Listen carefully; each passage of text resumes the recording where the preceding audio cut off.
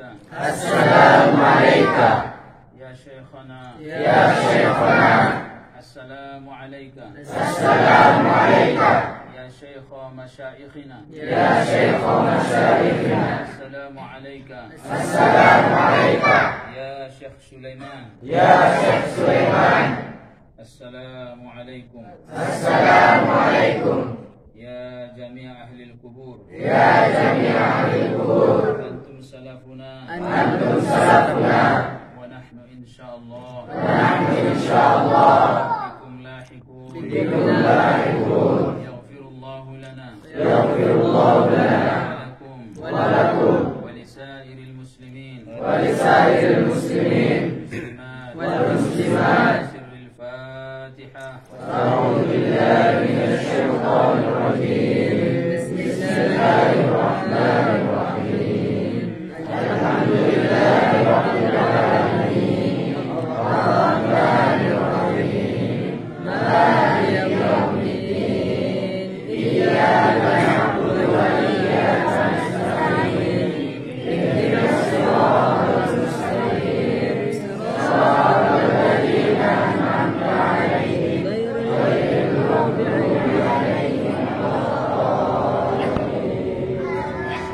بسم الله الرحمن الرحيم. الله أحد لم يلد ولم يولد ولم يكن له كفوا أحد بسم بسم الله الرحمن الرحيم قل هو الله أحد الله الصمد لم يلد ولم يولد ولم يكن له كفوا أحد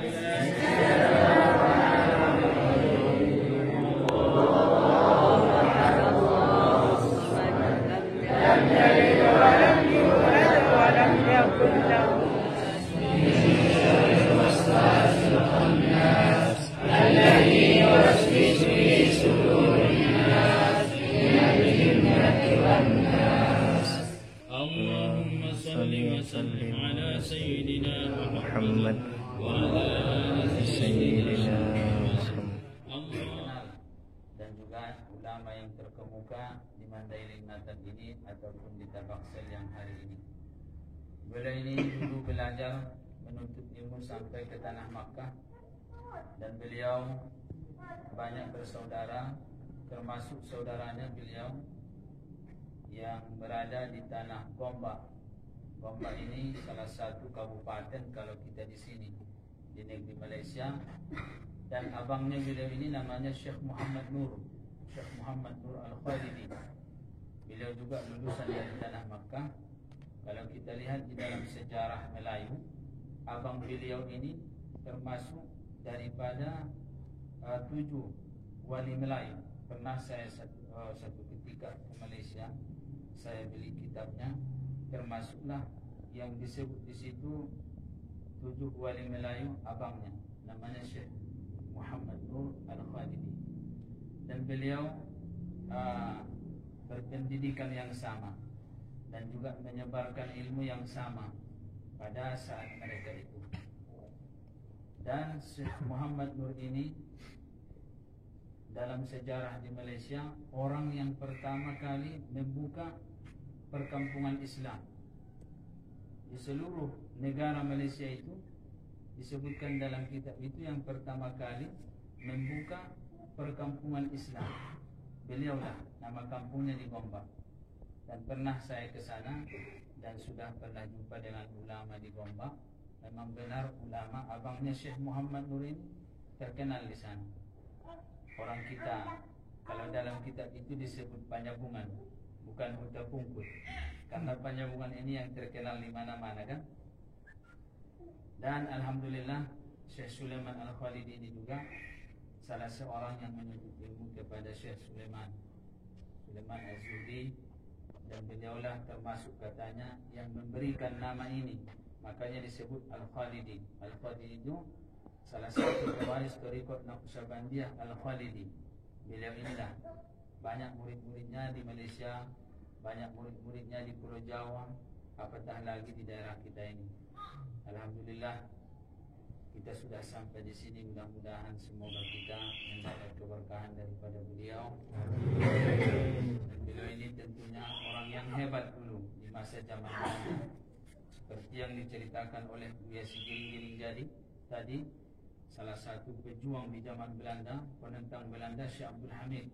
Dan ini pun sebenarnya begitu, karena beliau ini dulu sewaktu mau melewati di depan Belanda, saat itu tidak ada lagi jalan, kiri kanan sungai sudah dikawal oleh Belanda.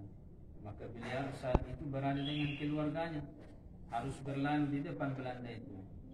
Maka dia bacalah bacaan-bacaan, doa-doa yang sehingga Belanda itu tidak menyadari mereka sudah berlalu di depan mereka, sehingga mereka kewalahan.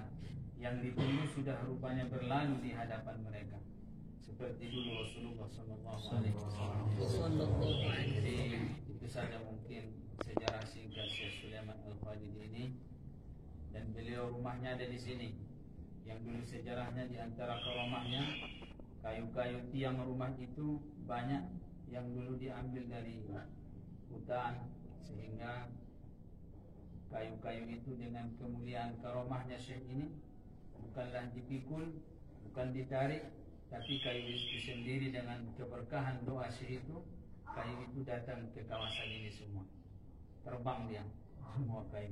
Itulah rumahnya yang di hadapan kita ini. Panjang ceritanya ya.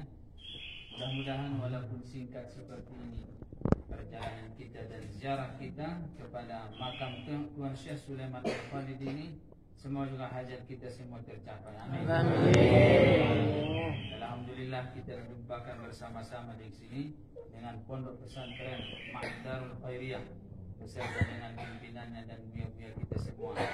Mudah-mudahan semoga ilmunya berkah. Amin. Dan pesantren kita semua diberkahi Allah Subhanahu wa taala. Semakin maju dan semakin dipandang oleh Allah Subhanahu wa taala. Amin ya rabbal